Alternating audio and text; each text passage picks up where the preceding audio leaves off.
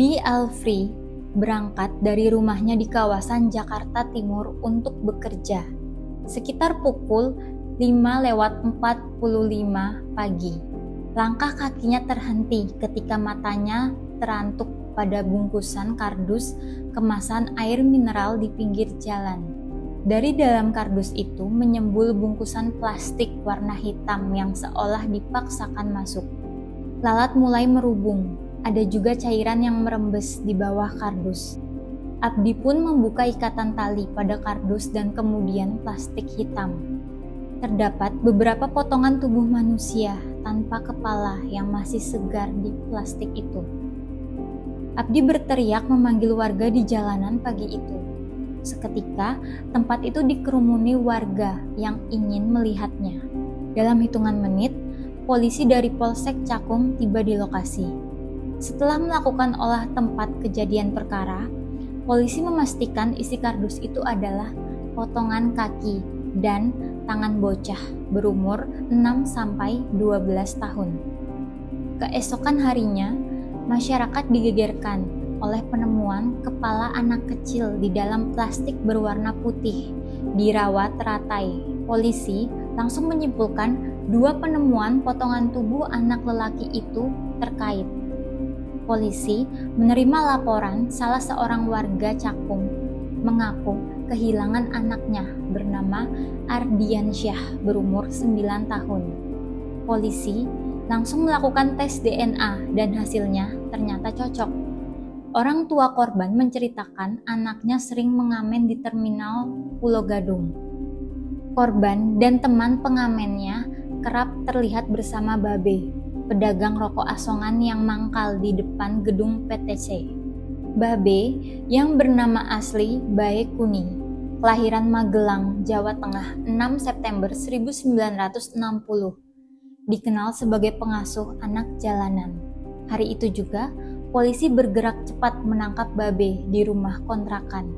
Pria berkulit gelap, berkumis, dan berusia sekitar 50 tahun itu tak berkutik saat digerebek polisi. Ia langsung digelandang ke kantor polisi. Kepada polisi, Babe menceritakan sudah mengenal bocah itu sejak 6 bulan lalu. Pada Kamis 7 Januari 2010, Ardiansyah datang ke tempat jualannya. Tak lama, Babe mengajak bocah itu ke kontrakannya. Ia merayu bocah itu agar mau disodomi. Ajakan itu tentu saja ditolak hingga membuat Babe marah. Selagi Ardiansyah lengah, Babe lalu menjerat leher bocah itu dengan tali plastik hitam. Tubuh korban pun lemas. Diperkosalah Ardiansyah oleh Babe setelah mendapati korban sudah tidak berdaya. Pada pukul 5 sore, ia langsung meraih golok dan memotong tubuh bocah itu menjadi 4 bagian. Potongan tubuh, kaki, dan tangan dimasukkan kardus, sedangkan potongan kepala dibungkus baju bekas dan dimasukkan kantong kresek. Jumat 8 Januari 2010, sekitar pukul 3 dini hari, ia menembus dinginnya pagi sambil menenteng 2 bungkusan berisi potongan tubuh manusia. Jasad bocah itu dibuang di 2 tempat yang berbeda, yaitu Jembatan BKT dan Rawatrate. Dari pengakuan Babe, ternyata ia pernah menyodomi dan membunuh 10 anak jalanan lainnya sejak 1993 hingga 2010. Korban sodomi dan mutilasi menimpa 4 anak jalanan, yaitu Adi pada 9 Juli 2007, Rio pada 14 Januari 2008, Arif pada 15 Mei 2008, dan Ardiansyah. Beberapa korban dikubur di berbagai tempat selain di Jakarta, seperti di Kuningan, Jawa Barat, Magelang, Purworejo, dan Purwokerto, Jawa Tengah. Total mayat ada 10, sedangkan Komnas Perlindungan Anak menyebutkan setidaknya ada 15 korban anak yang dibunuh Babe.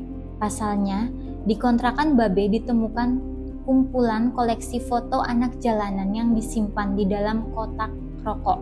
Kalau ada foto 15 anak, mungkin itu jadi sasaran. Menurut keterangan anak jalanan, foto-foto yang disimpan itu yang disenangi dia. Begitu. Komentar Sekjen Komnas Perlindungan Anak Aris Merdeka Sirait. Babe telah dijatuhi hukuman penjara seumur hidup oleh Majelis Hakim Pengadilan Negeri Jakarta Timur pada 6 Oktober 2010. Hukuman ini di bawah tuntutan jaksa penuntut umum yang mendakwa hukuman mati. Jaksa pun mengajukan banding. Pengadilan Tinggi DKI Jakarta memperberat vonisnya menjadi hukuman mati pada 13 Desember 2010. Atas vonis itu, Babe mengajukan permohonan kasasi ke Mahkamah Agung. Hasilnya, ia tetap divonis mati oleh Mahkamah Agung pada 21 April 2011.